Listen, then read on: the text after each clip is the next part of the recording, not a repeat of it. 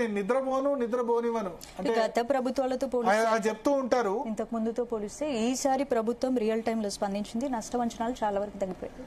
So అంటే ప్రభుత్వం alert గా ఉంటే మనం ప్రకృతి ఒకటి కరుణించింది. గాల్ల వేగం అనుకున్నంత లేదు, వర్షం అనుకున్నంత పడలేదు.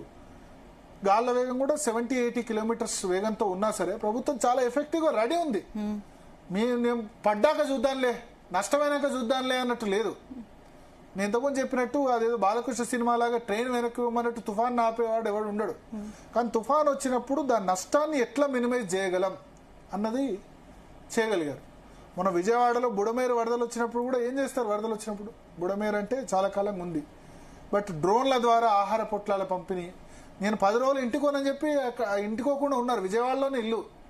ఈ బాధితులందరికీ తగ్గిన తర్వాతే వాళ్ళు ఇంటికి సాధారణంగా ఉండే పరిస్థితులు ఉన్నప్పుడు ఇంట్లో ఉంటారు. 10 రోజుల తర్వాత ఇంటికి పోయినారు. అప్పుడు బాలకృష్ణ 50 సంవత్సరాల వేడుకలో కూడా పాల్గొనలేదు. సో ఒక విధంగా మనం మంచి చేసినప్పుడు మీడియా మంచి అనే చెప్పాలి. ఇప్పుడు దీనిలో మంచి చేస్తే మంచి అన్నప్పుడు జగను గొప్పనా లేకపోతే చంద్రబాబు గొప్పనా అన్నదాన్ని పక్కన పెడితే అధికార యంత్రాంగానికి ఒక సీరియస్నెస్ అన్నది వస్తుంది. ఇక్కడ అధికార యంత్రాంగం ఒక టోస్ మీద నిల్చుంటుంది, టోస్ మీద నిల్చోవడం. ఇప్పుడు ముఖ్యమంత్రి ఉన్న తర్వాత అక్కడ మనం చూడండి, అక్కడ చీఫ్ సెక్రటరీ విజయానంద్ ఉన్నారు, మిగతా వాళ్ళందరూ ఉన్నారు. సేమ్ లోకేష్ అయితే రాత్రి కూడా ఇంటికి పోలేదు. రాత్రి పోకుండా అక్కడనే ఆయన సెక్రటేరియట్లోనే ఉన్నారు. మళ్ళా ఇప్పటి వరకు కూడా రివ్యూస్ లో ఉన్నారు. చంద్రబాబు నాయుడు అటు ఆర్టీజీఎస్ రియల్ టైమ్ గవర్నెన్స్ సెంటర్లో ఉన్నారు, సెక్రటేరియట్ లో మొత్తం అక్కడే ఉండి పర్యవేక్షించారు. ప్లస్ ఫీల్డ్ విజిట్ కూడా పోయి వచ్చారు ఒకటే రోజులో. తెల్లారే ఏరియల్ సర్వే కాకుండా జనరల్ గా ఏంటంటే ఏరియల్ సర్వే చేసి వస్తారు, కానీ వాతావరణం రిస్కీ కదా. ఇప్పుడు వర్షం పడుతుంది, గాలి కదా, హెలికాప్టర్ ఈ సమయంలో ల్యాండ్ అవ్వడం కూడా ఇబ్బంది కదా. రిస్క్ తీసుకున్నారు చంద్రబాబు నాయుడు. రిస్క్ తీసుకుని బాధితుల్ని, ఎందుకంటే ఇప్పుడు 2-3 రోజుల తర్వాత వేరు, ఇప్పుడు కష్టాల్లో ఇప్పుడు ఉన్నారు కాబట్టి ముఖ్యంగా అంబేద్కర్ కోనసీమ జిల్లాలో ఆ ఫీల్డ్ విజిట్ కి వెళ్ళడం ఎటువంటి సెక్యూరిటీ లేకుండా, ఆయన 76-77 సంవత్సరాల్లో కూడా ముఖ్యమంత్రి అంటే ఇలా ఉండాలి అని చూపిస్తున్నారు. నేను నిద్రపోనివను అంటే ఎవరినంటే పని చేయని వాళ్ళని.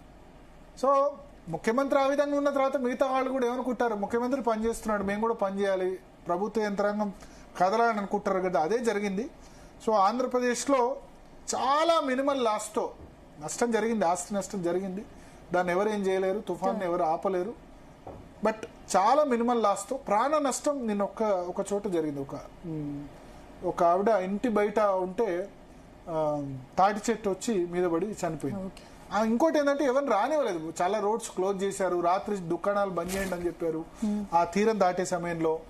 తర్వాత కొన్ని ముఖ్యమైన వాటిలో ఆ బీచ్లన్నిటిని కూడా మూసేశారు. లేకపోతే ఏవైతే జనాలు సెల్ఫీల కోసం వాటి కోసం తిరగడం ఉంటుంది, ఏమైనా ప్రమాదం వాటిల్తే. సో అధికార యంత్రాంగం చాలా బాగా పనిచేసింది. నాట్ ఓన్లీ ముఖ్యమంత్రి లోకేషే కాకుండా ఆంధ్రప్రదేశ్ అధికార యంత్రాంగం మొత్తం కూడా చాలా బాగా పనిచేసింది చీఫ్ సెక్రటరీ నేతృత్వంలో. వాళ్ళందరికి కూడా అభినందనలు. కొంచెం ఇక్కడ తెలంగాణ ప్రభుత్వం కూడా ఈ జూబ్లీ హిల్స్ ఎన్నిక దీని మీద కాన్సన్ట్రేట్ చేయకుండా ఈ వరంగల్ ఇంత ఇక్కడ జరుగుతోంది తుఫాను, నెక్స్ట్ దీని ప్రభావం తెలంగాణ మీద ఉంటుంది వాయుగుండం అని చెప్పినా సరే ఎవరు దాన్ని పట్టించుకోకుండా కొంత రైతులను అలర్ట్ చేసి ఉండి ధాన్యం సంబంధించి అయినా పత్తి అయినా మక్కలైనా, పత్తి అంటే సరే కొంత టైం పడుతుంది, బట్ ధాన్యం అయితే ముందే రైతుకు అలర్ట్ చేసి 4 రోజుల క్రితమే 5-6 రోజుల క్రితమే తుఫాన్ తెలిసినప్పుడు కొద్దిమంది రైతులైనా అలర్ట్ చేసి ఉంటే, సీరియస్నెస్ చేసి ఉంటే ఈ పరిస్థితి వచ్చిండేది కాదట. చాలా పెద్ద కష్టం. చూడండి మీరు, నెక్స్ట్ 1-2 నెలలు రాజకీయం అంతా దీని మీదే నడుస్తుంది. రైతుల్ని ఆదుకోలేదండి ప్రతిపక్షాలంటే, మాదేం చేస్తాం, మేమేం చేస్తాం, వర్షం పడితే ఇంత వర్షం పడుతుంది అనుకోలేదని ప్రభుత్వం అంటది. చెప్పినప్పుడు అలర్ట్గా ఉంటే తప్పేంది. ఇప్పుడు అనౌన్స్ చేస్తున్నారు స్కూళ్ళకు సెలవు. 6 జిల్లాలకు స్కూళ్లకు తెలంగాణలో ఇప్పుడు డిక్లేర్ చేశారు.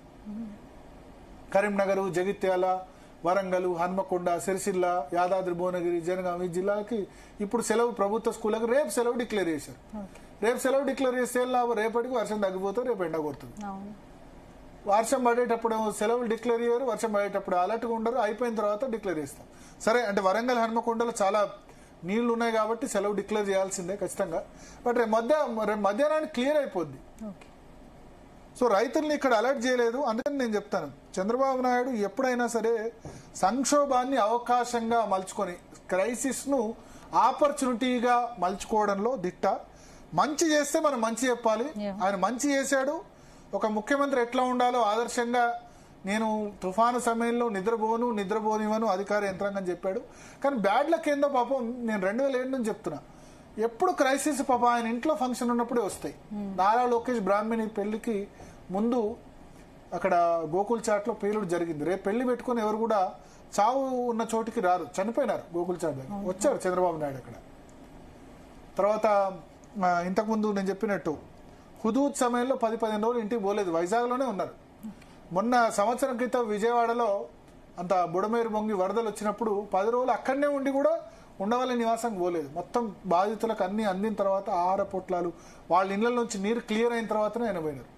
సో సేమ్ ఇవాళ కూడా తుఫాన్ సంబంధించి మొత్తం క్లియర్ అయిన తర్వాతే పోతున్నారు. ఒక రోల్ మోడల్, 76 సంవత్సరాలు వచ్చినా, ఇంత వయసు వచ్చినా, ఇంత వచ్చినా యంగ్ చీఫ్ మినిస్టర్స్, ప్రతి చిన్న వయస్సు గల చీఫ్ మినిస్టర్ కూడా చంద్రబాబు నాయుడిని ఈ విషయంలో ఆదర్శంగా తీసుకోవాలి. అధికార యంత్రాంగం గ్రిప్లో ఏ విధంగా ఉంటుంది అంటే, కొద్దిమంది ఆయన మీద విమర్శ ఏంటంటే అధికారుల మాట ఎక్కువ వింటారు, రాజకీయం ఎక్కువ చేయరు. ఇది పొలిటికల్ పార్టీ.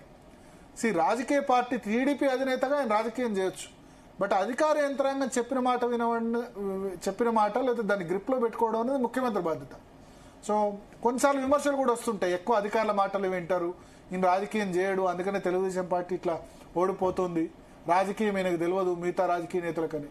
కానీ ప్రజలకు రాజకీయం కంటే ఎక్కువ అధికారం, యంత్రాంగము, అడ్మినిస్ట్రేషన్ ఇది ముఖ్యం.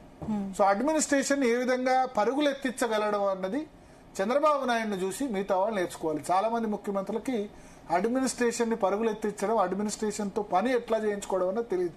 కొద్దిమందికి తెలిసింది, అది వాళ్ళు మహానేతలు అయ్యారు.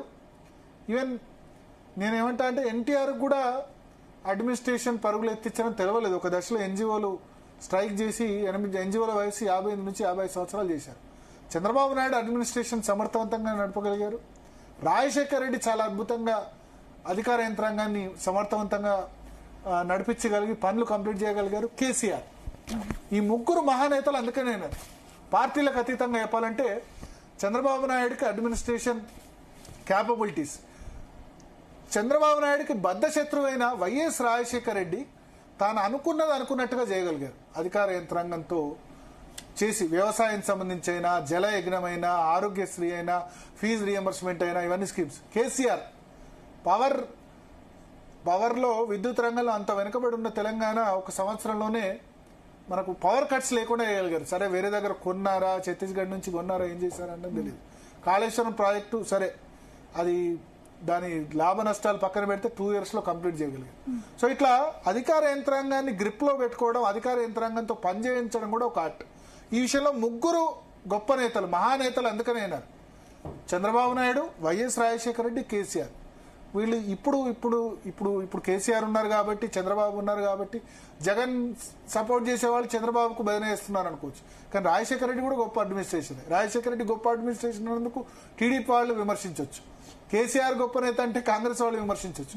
కానీ చరిత్ర అనేది ఉంటుంది కదా, చరిత్రలో ఈ ముగ్గురు గొప్ప అడ్మినిస్ట్రేటర్స్ గా ఖచ్చితంగా నిలిచిపోతారు. కేసీఆర్, చంద్రబాబు నాయుడు, రాజశేఖర రెడ్డి. మరొక్కసారి చంద్రబాబు నాయుడు తన మెటల్ ని ప్రూవ్ చేసుకున్నారు. లోకేష్ గురించి కూడా చెప్పాలి. లోకేష్ కూడా ఒక విధంగా తండ్రి లక్షణాలు పుచ్చుకొని రిలాక్స్ కాకుండా, అంటే కేసీఆర్ ఫంక్షనింగ్ డిఫరెంట్. కేసీఆర్ ఇట్లా ఈ వర్షాలు పడుతున్నప్పుడు 24 గంటలు రివ్యూ చేయడం ఇట్లా ఏం ఉండదు. ఆయన తర్వాత చేస్తారు ఫీల్డ్ విజిట్ కూడా, హెలికాప్టర్ ఇవన్నీ విజిట్లు అవన్నీ చేయరు. నేను ముఖ్యమంత్రి పోవాలి ఎందుకని, బట్ అల్టిమేట్ గా వర్క్ అక్కడ జరుగుతుంది. ఆయన ఫామ్ హౌస్ లోనే కూర్చుంటారు కానీ పని జరుగుతుంది. Chandrababu functioning is different. ఆయన అక్కడే ఉంటారు, మొత్తం అక్కడే ఉండి మానిటర్ చేస్తారు. అండ్ లోకేష్ కూడా చాలా అద్భుతంగా ఇక్కడ మనకు పనిచేశాడని చెప్పాలి. తండ్రి దగ్గర నుంచి నేర్చుకుంటున్నాడు. Especially dedicated. నిన్న రాత్రి 12 గంటలకు చంద్రబాబు నాయుడు పోయినారు కానీ రాత్రంతా లోకేష్ అక్కడనే ఉన్నారు, పడుకోలేదు. మళ్ళీ ఇవాళ కూడా కంటిన్యూ చేస్తున్నారు. డెఫినెట్గా ఆంధ్రప్రదేశ్ ఇవాళ తక్కువ ఆస్తి నష్టం, తక్కువ ప్రాణ నష్టం జరిగిందంటే వీళ్ళిద్దరి కారణమనే మనం చెప్పాల్సి ఉంటుంది. రైట్. Thank you Bharat. ఇక ఇది వాళ్ళ డిఎన్ఏ. మరిన్ని అప్డేట్స్ ఇప్పుడు డిఎన్ఏలో మళ్ళీ కలుద్దాం. Keep watching see Telugu news.